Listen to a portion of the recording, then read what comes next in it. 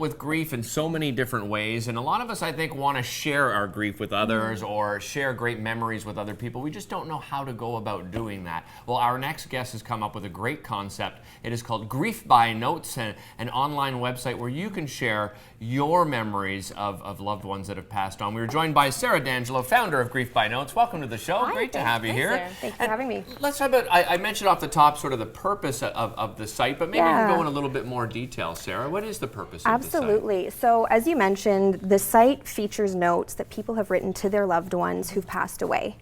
So when visitors go to the site, they can read through the notes that other people have written, and they can also submit their own note or notes if they'd like to anyone that they may have lost. And the idea is to create a little bit of a community so that people can feel like they're not alone in their grief. You know, there are other people out there who are missing loved ones, and here's some of their thoughts and feelings about it.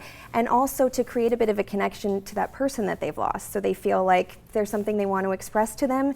Even though they can't say it to them, they can write it down, and you know, it kind of creates a little bit of a bond that way too. Now, is this anonymous, or do you actually submit all your information and things like that? It's anonymous. When people submit the note, they do put in their name and email. However, when the notes are posted, it's completely anonymous. So as you're reading through them on the site, you don't know who submitted them, where they're from. So it's kind of neat because it could be someone from another country or who's next door to you, you know? And the notes are short but sweet notes. Yes. Is there a reason why you decided to have them as short notes as far as length goes?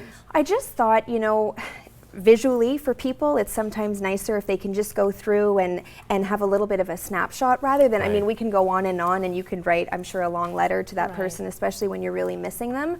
But it's meant to be something that's done maybe even on a more frequent basis. A little something happens that you just want to share in that moment. Not so much a long letter or something that you've needed to tell them, but you know, things that as they kind of come up, and you can go on and submit multiple notes if you'd like. So anytime something comes to mind, you can do that. So why did you want to start this in the first place? So backstory, it's not the most upbeat, but it is the inspiration behind the site.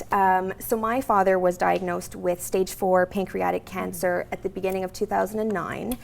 And from that moment, you know, my life, it really completely changed. And my mom and I had to watch him, you know, go through his illness and then pass away. And it was a really devastating time. And there were two things in particular that, I don't want to say surprised me, but sort of hit me about the whole experience. And one was a feeling of isolation. So, you know, I have great family and friends. They were so supportive, but I was only 24 when he passed away. Most of my peers hadn't been through something like that and didn't always know how to relate. And I found being able to speak with people who had been through something like that was really comforting. They just kind of got it. But sometimes I'd be at home at night on my laptop and I didn't necessarily want to pick up the phone and talk to someone, but I did want to somehow be able to feel connected in with others who were going through that and just not feel like, oh, it's just me. I'm the only one who's feeling sad and devastated right now. And then the other thing that I really felt was that it was hard to come to terms with the finality of death, you know, and he was sick for months. I mean, we knew it was coming. I sort of thought I was prepared for that, but looking back, I realized I don't think you can be prepared, you know, for the reality of someone who's been there every day of your life, all of a sudden they're gone, and you can't pick up the phone and talk to them, and you can't stop by and see them. And I found what I would do would be to talk out loud to him sometimes, or I would write little notes. I had a little journal, and I would just jot things down and as they came. So not really long. Most of the time it was something pretty short. And so I just wanted to create something that would allow other people that outlet. So then what has been the experience like for you reading other people writing their grief notes? It's been really amazing. I've shed a few tears. Yeah, I can imagine. Yeah, but therapeutic, is it? Very much. Yeah, absolutely. Therapeutic, kind of cathartic, you know, to read. And it's amazing how some of the notes really touched me. And even though they might not have been writing to a father, they were writing to a relative or a friend. But I could so sympathize with what they were saying, and it's something that I've felt or that I've thought, you know. And especially we posted up for Father's Day.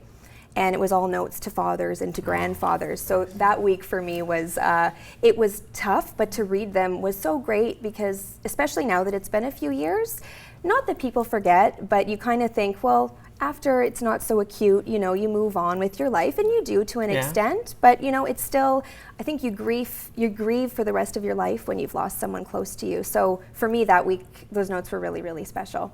Right, and it's wonderful to hear that you're giving people a place to remember even. I mean, you write notes of grief, but you can also write notes of remembrance and really keep the memory of somebody alive in that sense. Absolutely, and the notes, you know, they can be anything too in terms of content.